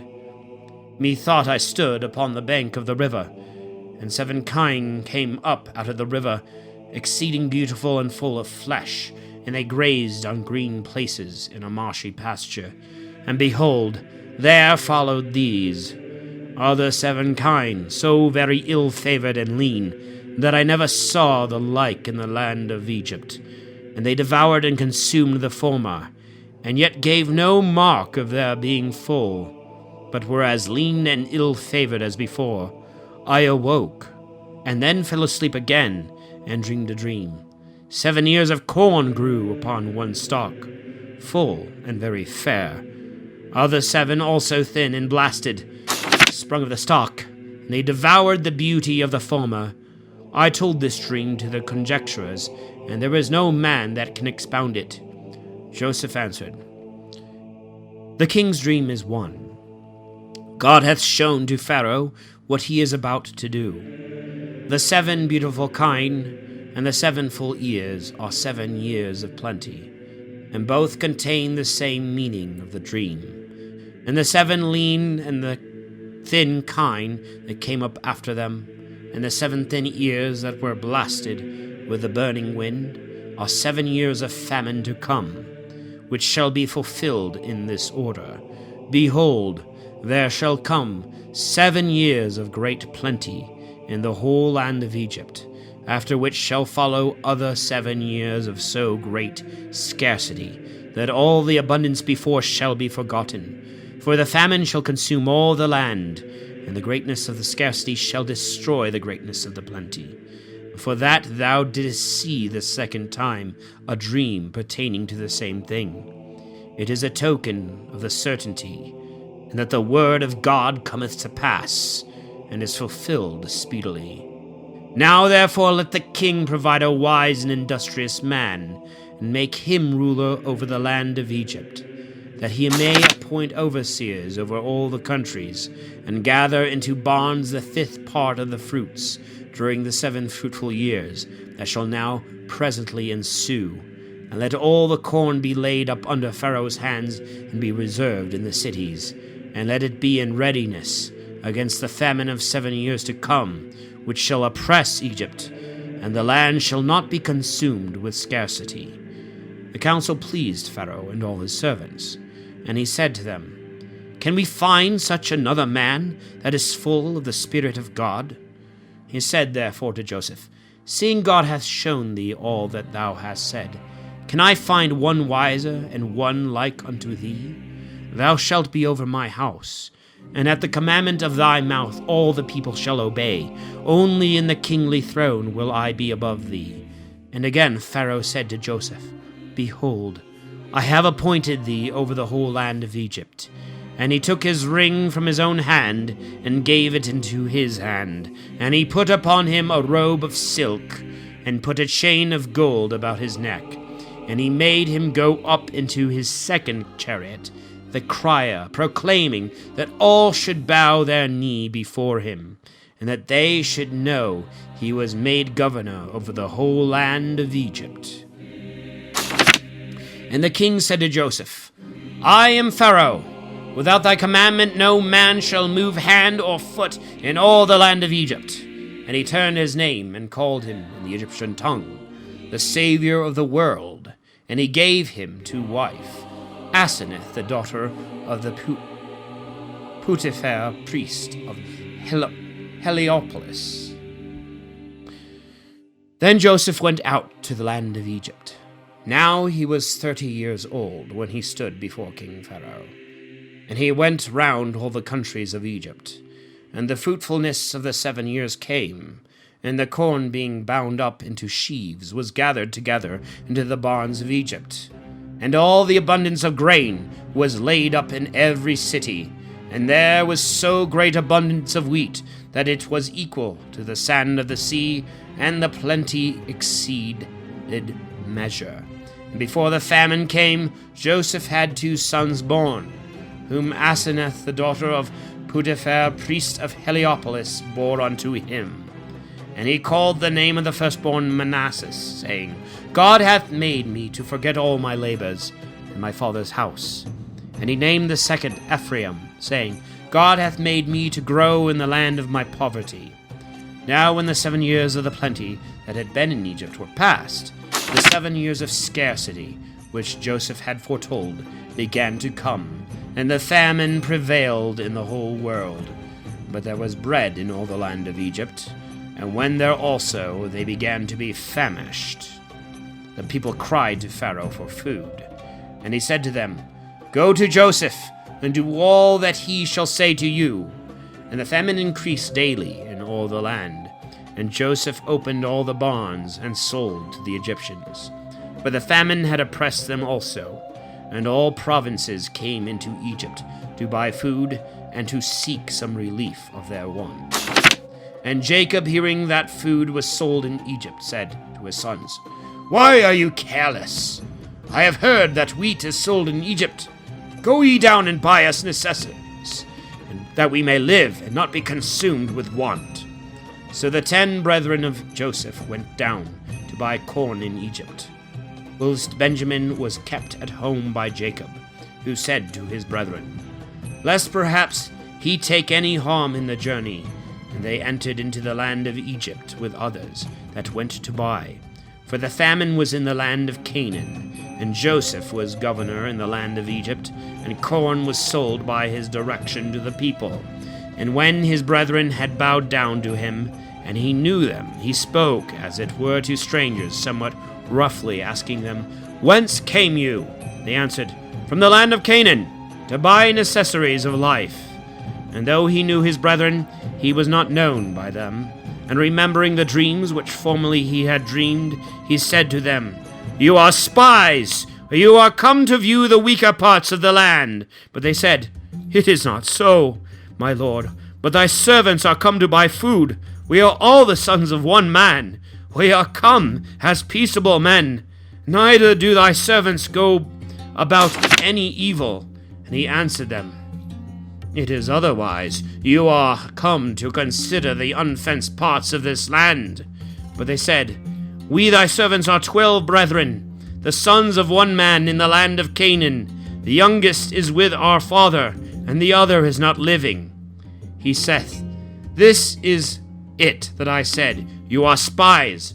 I shall now presently try what you are. By the health of Pharaoh you shall not depart hence until your youngest brother come. Send one of you to fetch him, and you shall be in prison till what you have said be proved, whether it be true or false, or else by the health of Pharaoh you are spies. So he put them in prison 3 days, and the 3rd day he brought them out of prison, and said, Do as I have said, and you shall live. For I fear God. If you be peaceable men, let one of your brethren be bound in prison, and go ye your ways, and carry the corn that you have brought unto your houses, and bring your youngest brother to me, that I may find your words to be true, and you may not die. They did as he had said. And they talked one to another, We deserve to suffer these things, because we have sinned against our brother, seeing the anguish of his soul when he besought us, and we would not hear. Therefore is this affliction come upon us. And Reuben, one of them, said, Did not I say to you, Do not sin against the boy? And you would not hear me. Behold, his blood is required. And they knew not that Joseph understood, because he spoke to them by an interpreter. And he turned himself away a little while and wept.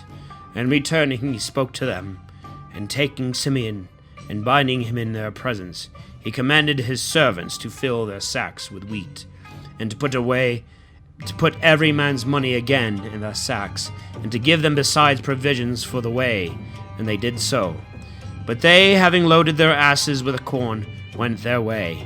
And one of them, opening his sack to give his beast provender in the inn, saw the money in the sack's mouth, and said to his brethren, My money has given me again. Behold, it is in the sack. They were astonished and troubled, and said to one another, What is this that God hath done unto us? And they came to Jacob their father in the land of Canaan, and they told him all the things that had befallen them, saying, The Lord of the land spoke roughly to us, and took us to be spies of the country. And we answered him, We are peaceable men, and we mean no plot. We are 12 brethren born of one father. One is not living. The youngest is with our father in the land of Canaan. And he said to us, Hereby shall I know that you are peaceable men. Leave one of your brethren with me, and take ye necessary provision for your houses, and go your ways, and bring your youngest brother to me, that I may know you are not spies, and you may receive this man again that is kept in prison, and afterwards may have leave to buy what you will. When they had told this, they poured out their corn, and every man found his money tied in the mouth of his sack. And all being astonished together, their father Jacob said, You have made me to be without children. Joseph is not living. Simeon is kept in bonds, and Benjamin you will take away. All these evils are fallen upon me. And Reuben answered him, Kill my 2 sons if I bring him not again to thee. Deliver him into my hand, and I will restore him to thee. But he said, My son shall not go down with you. His brother is dead, and he is left alone. If any mischief befall him in the land in which you go, you will bring down my gray hairs with sorrow to hell. In the meantime the famine was heavy upon all the land. And when they had eaten up all the corn which they had brought out of Egypt, Jacob said to his sons, Go again and buy us a little food. Judah answered, The man declared unto us with the attestation of an oath, saying, You shall not see my face unless you bring your youngest brother with you.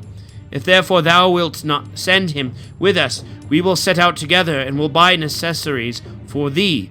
But if thou wilt not, we will not go. For the man, as we have often said, declared unto us, saying, You shall not see my face without your youngest brother. Israel said to them, You have done this for my misery, and that you told him you had also another brother.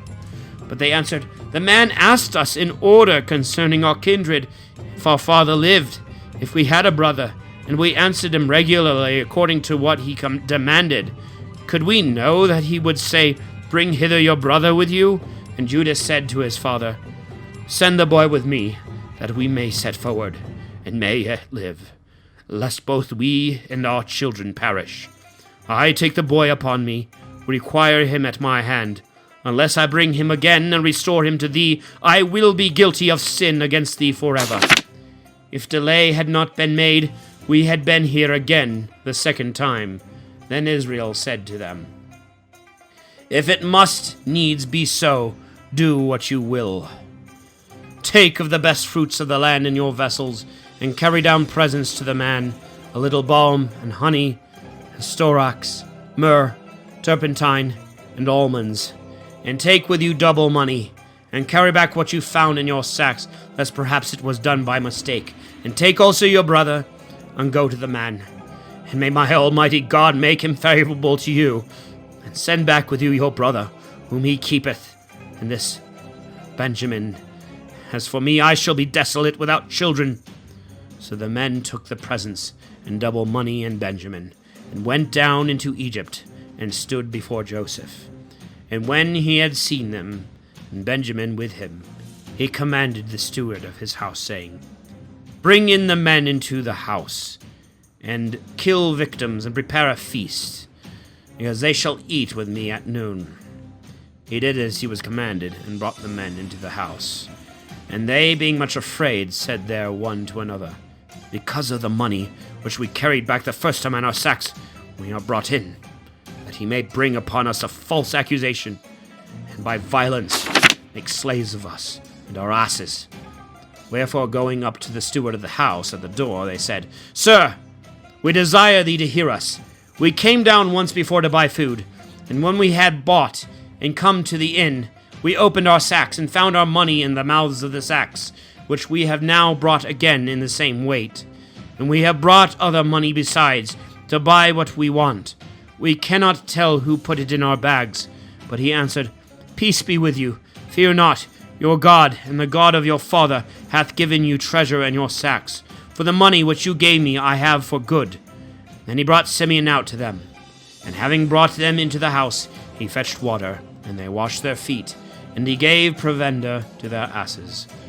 But they made ready the presents against Joseph came at noon, for they had heard that they should not eat bread there. And then Joseph came into his house, and they offered him the presents, holding them in their hands, and they bowed down with their face to the ground. But he, courteously saluting them again, asked them, saying, Is the old man your father in health, or whom you told me? Is he yet living? And they answered, Thy servant, our father, is in health. He is yet living. And bowing themselves, they made obeisance to him. And Joseph, lifting up his eyes, saw Benjamin his brother, by the same mother, and said, Is this your young brother, of whom you told me? And he said, God be gracious to thee, my son. And he made haste, because his heart was moved upon his brother, and tears gushed out. And going into his chamber, he wept. And when he had washed his face, coming out again, he refrained himself, and said, Set bread on the table. And when it was set on for Joseph apart, and for his brethren apart, for the Egyptians also that ate him with him apart, for it is unlawful for the Egyptians to eat with the Hebrews, and they think such a feast profane, they sat before him, the firstborn according to his birthright, and the youngest according to his age. And they wondered very much, taking the messes which they received of him. The greater mess came to Benjamin, so that it exceeded by 5 parts, and they drank, and were merry with him. And Joseph commanded the steward of his house, saying, Fill their sacks with corn, as much as they can hold, and put the money of every one in the top of his sack. And in the mouth of the younger's sack put my silver cup, and the price which he gave for the wheat. And it was so done. And when the morning arose, they were sent away with their asses. And when they were now departed out of the city, and had gone forward a little way, Joseph, sending for the steward of his house, said, Arise, and pursue after the men. And when thou hast overtaken them, say to them, Why have you returned evil for good? The cup which you have stolen is that in which my Lord drinketh, and in which he is wont to divine. You have done a very evil thing. He did as he had commanded him, and having overtaken them, he spoke to them the same words. And they answered, Why doth our Lord speak so, as though thy servants had committed a so heinous a fact? The money that we found in the top of our sacks we brought back to thee from the land of Canaan. How then should it be that we should steal out of thy Lord's house gold or silver? With whomsoever of thy servants shall be found that which thou seekest, let him die, and we will be the bondmen of my Lord. And he said to them, Let it be according to your sentence. With whomsoever it shall be found, let him be my servant, and you shall be blameless. Then they speedily took down their sacks to the ground, and every man opened his sack, which when he had searched, beginning at the eldest and ending at the youngest, he found the cup in Benjamin's sack. Then they rent the garments, and loading their asses again, returned into the town, and Judah, at the head of his brethren, went in to Joseph, for he was not yet gone out of the place, and they altogether fell down before him on the ground. And he said to them, Why would you do so? Know you not that there is no one like me in the science of divining?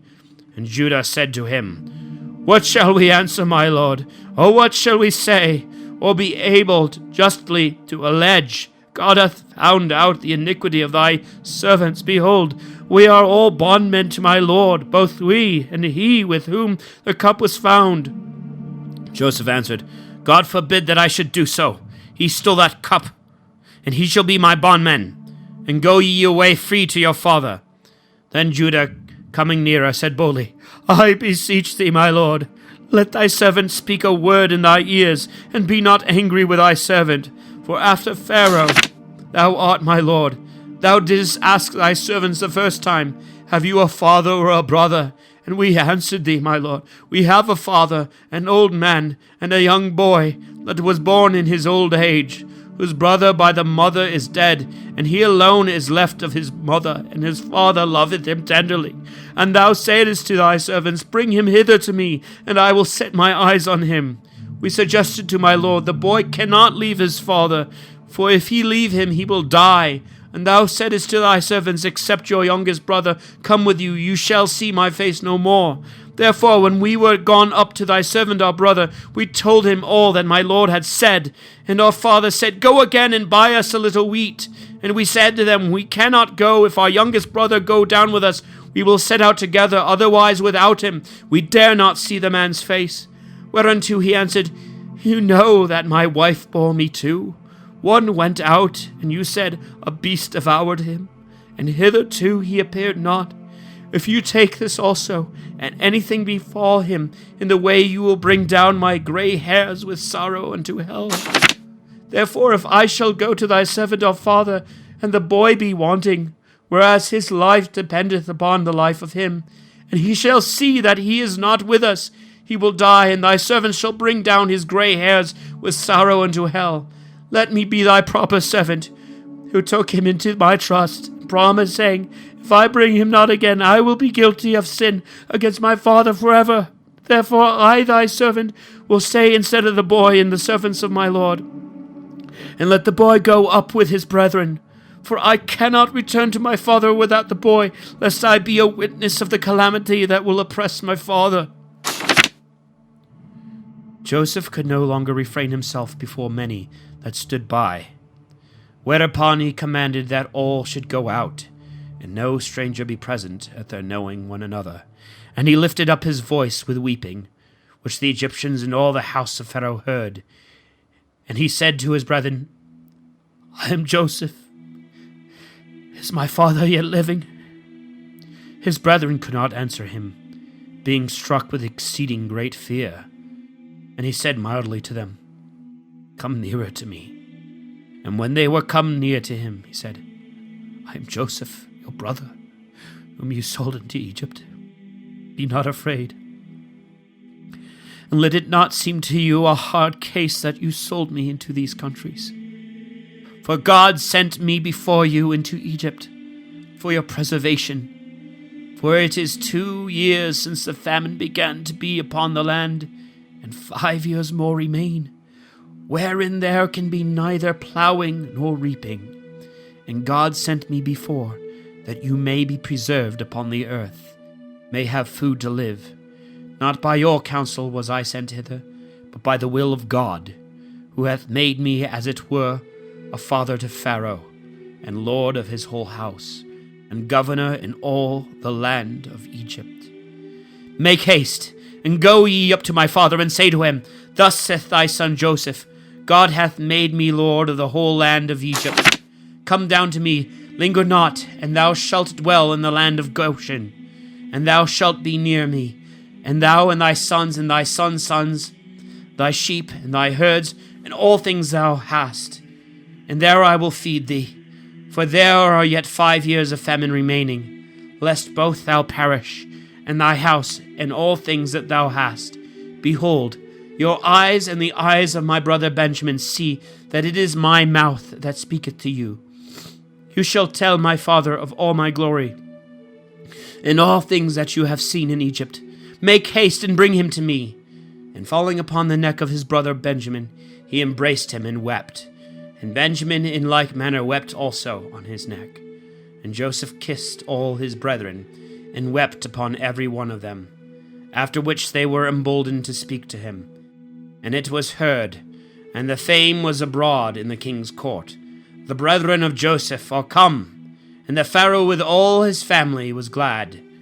And he spoke to Joseph, that he should give orders to his brethren, saying, Load your beasts, and go into the land of Canaan, and bring away from thence your father and kindred, and come to me, and I will give you all the good things of Egypt, that you may eat the marrow of the land. Give orders also, that they take wagons out of the land of Egypt, for the carriage of their children and their wives, and say, Take up your father, and make haste to come with all speed, and leave nothing of your household stuff, for all the riches of Egypt shall be yours. And the sons of Israel did as they were bid, and Joseph gave them wagons according to Pharaoh's commandment, and provisions for the way.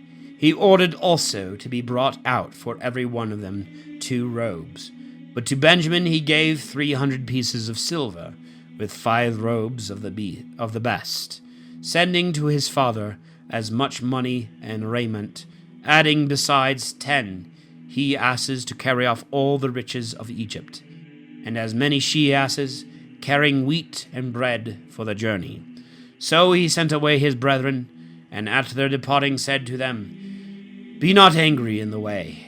And they went up out of Egypt, and came into the land of Canaan to their father Jacob.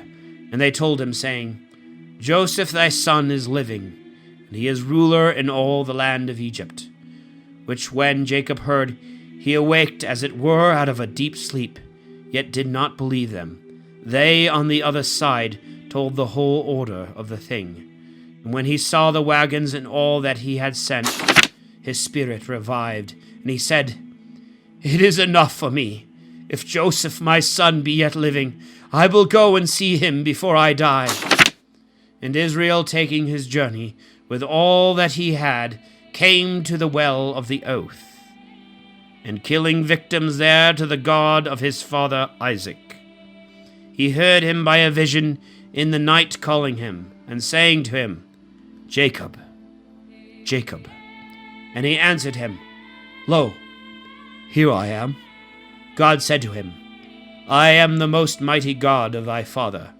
Fear not, go down into Egypt, for I will make a great nation of thee there. I will go down with thee thither, and will bring thee back again from thence. Joseph also shall put his hands upon thy eyes. And Jacob rose up from the well of the oath, And his sons took him up with their children and wives in the wagons which Pharaoh had sent to carry the old man, and all that he had in the land of Canaan. And he came into Egypt with all his seed, his sons and grandsons, daughters, and all his offspring together. And these are the names of the children of Israel that entered into Egypt, he and his children. His firstborn Reuben, the sons of Reuben, Henoch and Phalau, and Hezron and Carmi. The sons of Simeon, Jemuel and Jamin and Ahad, and Jachin and Sohar, and Saul, the son of a woman of Canaan. The sons of Levi, Gerson, and Kath and Merari. The sons of Judah, Her and Onan and Selah and Phares and Zara. And Her and Onan died in the land of Canaan, and sons were born to Phares, Hezron and Hamul. The sons of Issachar, Tola and Phua, and Job and Semron. The sons of Zebulun, Sared and Elon and Jahalel. These are the sons of Leah, whom she bore in Mesopotamia of Syria, with Dinah his daughter. All the souls of her sons and daughters, 33. The sons of Gad, Sephian and Haggai, and Suni, and Esebon, and Heri, and Erodi, and Areli. The sons of Aser, or Asher, Jamne, and Jesua, and Jesuri, and Beria, and Sarah their sister. The sons of Beriah, Heber and Melchiel. These are the sons of Zelpha, whom Laban gave to Leah his daughter. And these she bore to Jacob, 16 souls. The sons of Rachel, Jacob's wife, Joseph and Benjamin. And sons were born to Joseph in the land of Egypt, whom Aseneth the daughter of Putiphar, priest of Heliopolis, bore him. Manasseh and Ephraim. The sons of Benjamin, Bela and Bechor, and Asbel and Gera, and Naaman, and Eki, and Ros, and Mophim, and Ophim, and Ared. These are the sons of Rachel, whom she bore to Jacob. All the souls, 14. The sons of Dan, Husim. The sons of Naphtali, Jaziel, and Guni, and Jeser, and Salem. These are the sons of Bala, whom Laban gave to Rachel his daughter, and these she bore to Jacob. All the souls, 7. All the souls that went with Jacob into Egypt, and that came out of his thigh, besides his sons' wives, 66. And the sons of Joseph, that were born to him in the land of Egypt, 2 souls. All the souls of the house of Jacob that entered into Egypt were 70. And he sent Judah before him to Joseph, to tell him, and that he should meet him in Gesen. And when he was come thither, Joseph made ready his chariot, and went up to meet his father in the same place. And seeing him, he fell upon his neck, and embracing him, wept.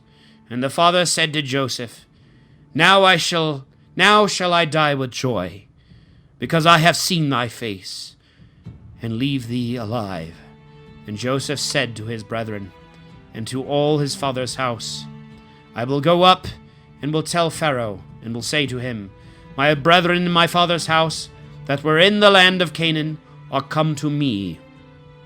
And the men are shepherds, and their occupation is to feed cattle. Their flocks and herds, and all they have brought with them. And when he shall call you, and shall say, What is your occupation? You shall answer, We thy servants are shepherds, from our infancy until now, both we and our fathers. And this you shall say, that you may dwell in the land of Goshen, because the Egyptians have all shepherds in abomination. Then Joseph went in and told Pharaoh, saying, My father and brethren, their sheep and their herds, and all that they possess, are come out of the land of Canaan. And behold, they stay in the land of Goshen. 5 men also, the last of his brethren, he presented before the king. And he asked them, What is your occupation? They answered, We thy servants are shepherds, both we and our fathers. We are come to sojourn in thy land, because there is no grass for the flocks of thy servants, the famine being very grievous in the land of Canaan. And we pray thee to give orders that we thy servants may be in the land of Goshen, or Goshen. The king therefore said to Joseph, Thy father and thy brethren are come to thee. The land of Egypt is before thee. Make them dwell in the best place, and give them the land of Goshen. And if thou knowest that there are industrious men among them, make them rulers over my cattle. After this Joseph brought in his father to the king, and presented him before him, and he blessed him. And being asked by him, How many are the days of the years of thy life? He answered, The days of my pilgrimage are 130 years, few and evil, and they are not come up to the days of the pilgrimage of my fathers. And blessing the king, he went out. But Joseph gave a possession to his father and his brethren in Egypt, in the best place of the land, and Ramesses, as Pharaoh had commanded. And he nourished them, and all his father's house, allowing food to everyone. For in the whole world there was want of bread, and a famine had oppressed the land, more especially of Egypt and Canaan, out of which he gathered up all the money for the corn which they bought, and brought it into the king's treasure. And when the buyers wanted money, all Egypt came to Joseph, saying, Give us bread. Why should we die in thy presence, having now no money? And he answered them, Bring me your cattle, and for them I will give you food, if you have no money. And when they had brought them, he gave them food in exchange for the horses, and sheep, and oxen, and asses, and he maintained them that year for the exchange of their cattle. And they came the second year, and said to him, We will not hide from our lord, how that our money is spent, and our cattle also are gone. Neither art thou ignorant that we have nothing now left, but our bodies and our lands. Why therefore shall we die before thy eyes? We will be thine, both we and our lands. Buy us to be the king's servants, and give us seed, lest for want of tillers the land be turned into a wilderness. So Joseph bought all the land of Egypt, every man selling his possessions, because of the greatness of the famine. And he brought it into Pharaoh's hands, and all its people from one end of the borders of Egypt, even to the other end thereof, except the land of the priests, which had been given them by the king, to whom also a certain allowance of food was given out of the public stores, and therefore they were not forced to sell their possessions. Then Joseph said to the people, Behold, as you see, both you and your lands belong to Pharaoh. Take seed and sow the fields, that you may have corn. The 5th part you shall give to the king, the other 4 you shall have for seed, and for food for your families and children. And they answered, Our life is in thy hand. Only let my lord look favorably upon us, and we will gladly serve the king. From that time unto this day, in the whole land of Egypt, the 5th part is paid to the king, and it is become as a law, except the land of the priests, which was free from this covenant. So Israel dwelt in Egypt, that is, in the land of Goshen, and possessed it, and grew, and was multiplied exceedingly. And he lived in it 17 years, and all the days of his life came to 147 years. And when he saw that the day of his death drew nigh, he called his son Joseph, and said to him, If I have found favor in thy sight, put thy hand under my thigh, and thou shalt show me his kindness and truth, not to bury me in Egypt. But I will sleep with my fathers, and thou shalt take me away out of this land, and bury me in the place of my ancestors. And Joseph answered him, I will do what thou hast commanded. And he said, Swear then to me. And as he was swearing, Israel adored God, turning to the bed's head.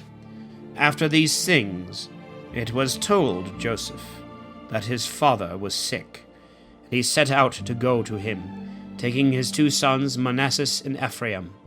And it was told the old man, Behold, thy son Joseph cometh to thee. And being strengthened, he sat on his bed. And when Joseph was come in to him, he said, God Almighty appeared to me at Luzah, which is in the land of Canaan. And he blessed me, and he said, I will cause thee to increase and multiply, and I will make of thee a multitude of people. And I will give this land to thee and to thy seed after thee for an everlasting possession. So thy 2 sons who were born to thee in the land of Egypt before I came hither to thee shall be mine. Ephraim and Manasseh shall be reputed to me as Reuben and Simeon. But the rest whom thou shalt have after them shall be thine, and shall be called by the name of their brethren in their possessions. For when I came out of Mesopotamia, Rachel died from me in the land of Canaan in the very journey, and it was springtime, and I was going to Ephratah, and I buried her near the way of Ephratah, which by another name is called Bethlehem. Then seeing his sons, he said to him, Who are these? He answered, They are my sons, whom God hath given me in this place. And he said, Bring them to me, that I may bless them. For Israel's eyes were dim by reason of his great age, and he could not see clearly. And when they were brought to him, he kissed and embraced them, and said to his son, I am not deprived of seeing thee. Moreover, God hath showed me thy seed. And when Joseph had taken them from his father's lap, he bowed down with his face to the ground, and he set Ephraim on his right hand, that is, towards the left hand of Israel, but Manasseh on his left hand, to wit, towards his father's right hand, and brought them near to him. But he, stretching forth his right hand, put it upon the head of Ephraim, the younger brother, and the left upon the head of Manasseh, who was the elder, changing his hands. And Jacob blessed the sons of Joseph, and said, God, in whose sight my fathers Abraham and Isaac walked, God that feedeth me from my youth until this day, the angel that delivereth me from all evils, bless these boys, and let my name be called upon them, and the names of my fathers Abraham and Isaac, and may they grow into a multitude upon the earth. Joseph, seeing that his father had put his right hand upon the head of Ephraim, was much displeased, and taking his father's hand, he tried to lift it from Ephraim's head, and to remove it to the head of Manasseh. And he said to his father, It should not be so, my father, for this is the firstborn. Put thy right hand upon his head. But he, refusing, said, I know, my son, I know, and this also shall become peoples, and shall be multiplied. But this younger brother shall be greater than he, and his seed shall grow into nations. And he blessed them at that time, saying, In thee shall Israel be blessed. And it shall be said, God do to thee as to Ephraim, and as to Manasseh. And he set Ephraim before Manasseh. And he said to Joseph his son, Behold, I die, and God will be with you, and will bring you back into the land of your fathers. I give thee a portion above thy brethren, which I took out of the land of the Amorite with my sword and bow. And Jacob called his sons, and said to them, Gather yourselves together, that I may tell you the things that shall befall you in the last days. Gather yourselves together, and hear, O ye sons of Jacob. Hearken to Israel your father. Reuben, my firstborn, thou art my strength, and the beginning of my sorrow, excelling in gifts, greater in command. Thou art poured out as water.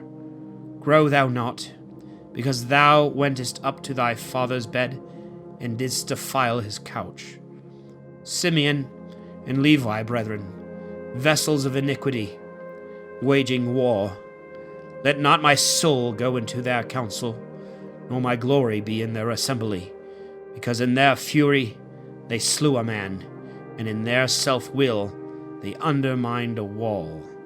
Cursed be their fury, because it was stubborn, and their wrath because it was cruel. I will divide them in Jacob, and will scatter them in Israel. Judah, these shall thy brethren praise. Thy hands shall be on the necks of thy enemies. The sons of thy father shall bow down to thee. Judah is a lion's whelp. To the prey, my son, thou art gone up. Resting thou hast couched as a lion, and as a lioness who shall rouse him? The scepter shall not be taken away from Judah, nor a ruler from his thigh, till he come that is to be sent, and he shall be the expectation of the nations.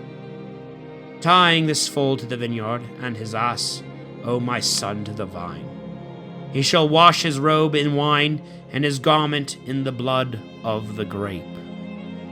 His eyes are more beautiful than wine, and his teeth whiter than milk. Zebulun shall dwell on the seashore, and in the road of ships, reaching as far as Sidon. Issachar shall be a strong ass, lying down between the borders. He saw rest that it was good, and the land that it was excellent, and he bowed his shoulder to carry, and became a servant under tribute. Dan shall judge his people like another tribe in Israel. Let Dan be a snake in the way, a serpent in the path, that biteth the horse's heels, that his rider may fall backward. I will look for thy salvation, O Lord. Gad, being girded, shall fight before him, and he himself shall be girded backward. Asher, his bread shall be fat, and he shall yield dainties to kings. Naphtali, a heart let loose, and giving words of beauty. Joseph is a growing son, and a comely to behold. The daughters run to and fro upon the wall, but they that held darts provoked him, and quarrelled with him, and envied him. His bow rested upon the strong, and the hands of his arms, and his hands were loosed by the hands of the mighty one of Jacob. Thence he came forth a pastor, the stone of Israel. The God of thy father shall be thy helper, and the Almighty shall bless thee with the blessings of heaven above, with the blessings of the deep that lieth beneath, with the blessings of the breasts and of the womb. The blessings of thy father are strengthened with the blessings of his fathers, until the desire of the everlasting hills should come true. May they be upon the head of Joseph, and upon the crown of the Nazarite among his brethren. Benjamin a ravenous wolf, in the morning shall eat the prey, and in the evening shall divide the spoil. All these are the 12 tribes of Israel. These things their father spoke to them, and he blessed every one with their proper blessings. And he charged them, saying, I am now going to be gathered to my people. Bury me with my fathers in the double cave, which is in the field of Ephron the Hittite, over against Mamre in the land of Canaan, which Abram bought together with the field of Ephron the Hittite for a possession to bury in. There they buried him, and Sarah his wife. There was Isaac buried with Rebekah his wife. There also Leah doth lie buried. And when he had ended the commandments, wherewith he instructed his sons, he drew up his feet upon the bed, and died. And he was gathered to his people. And when Joseph saw this, he fell upon his father's face, weeping and kissing him. And he commanded his servants the physicians to embalm his father. And while they were fulfilling his commands, there passed 40 days. For this was the manner with bodies that were embalmed. And Egypt mourned for him 70 days. And the time of the mourning being expired, Joseph spoke to the family of Pharaoh. If I have found favor in your sight, speak in the ears of Pharaoh. For my father made me swear to him, saying, Behold, I die. Thou shalt bury me in my sepulchre, which I have digged for myself in the land of Canaan. So I will go up and bury my father and return. And Pharaoh said to him, Go up and bury thy father, according as he made thee swear.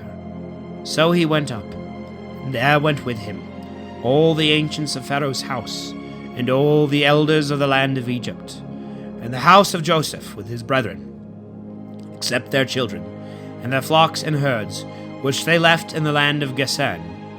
He had also in his train chariots and horsemen. It was a great company.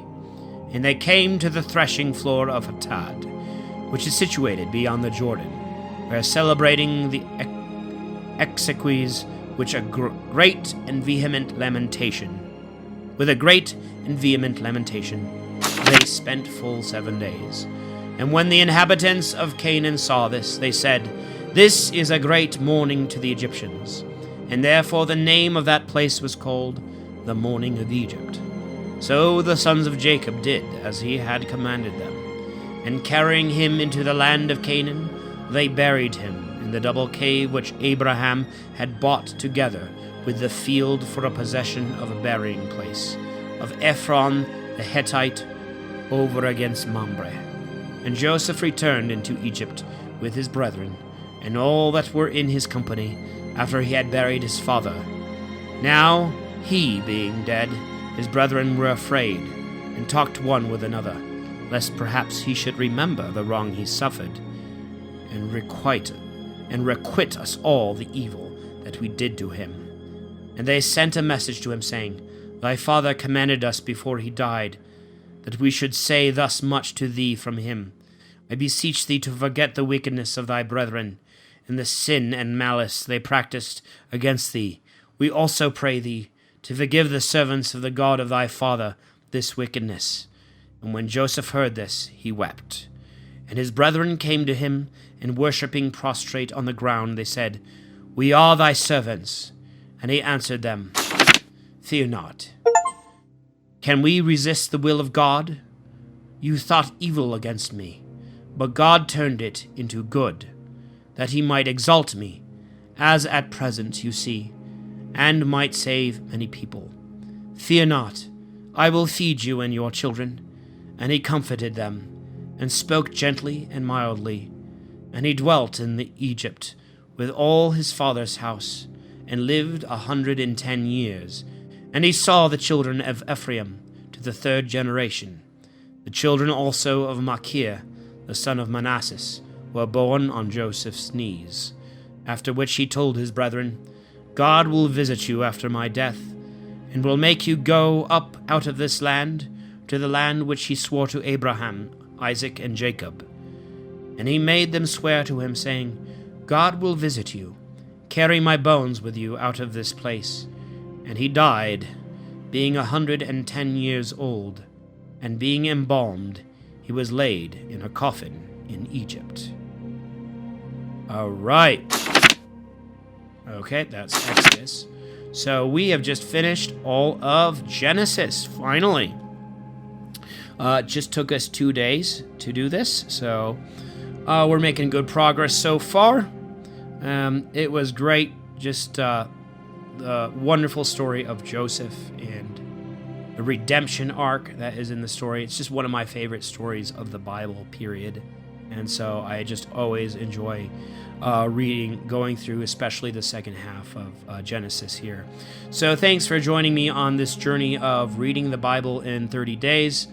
We've just finished day 2, and what is the date? The date is March what?